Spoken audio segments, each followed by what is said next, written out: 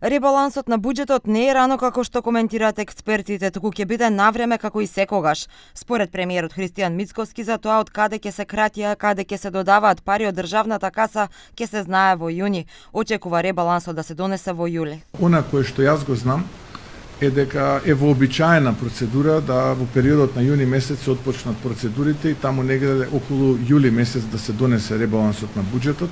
Впрочем, така беше и во 24-та, во 25-та година. До крајот на годината ќе имаме уште една конечна прераспределба на буџетот некаде ноември и тоа е вообичаена процедура која што трае. Но министерката за финансии Димитриевска Кочовска вчера најави дека веќе почнале подготовките за ребалансот на буџетот. Прво Министерството за финансии на преговори за пари бил министерот за здравство Азир Алиу, но состаноците продолжиле и со другите ресори.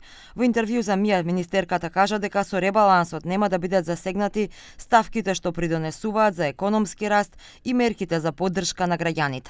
Да, од почетокот на оваа недела почнавме со состаноци со буџетските корисници во однос на подготовката на ребалансот на буџетот за 2026 година, со цел да ги утврдиме приоритетите на кои ќе дадеме фокус до крајот на годината, имајќи ја предвид при тоа и неизвестноста предизвикана од геополитичките случувања и војната на Блискиот Исток.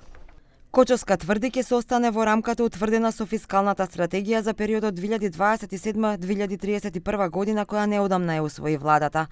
Документот стигна во собрание, а владата во него со нови полоши прогнози за домашната економија. Наместо првично проектираните 3,8%, домашната економија годинава се очекува да испорача раст на БДП од 3,5%. Го нема ниту оптимизмот за инфлацијата, па сега очекувањата се дека наместо 2,5% колку што беше проектирана за годинава, таа да се зголеми на 4,5%. Според премиерот пак секаде во светот инфлацијата се зголемува, иако се спореди со 2022 година, тогаш била 2 пати поголема од сега.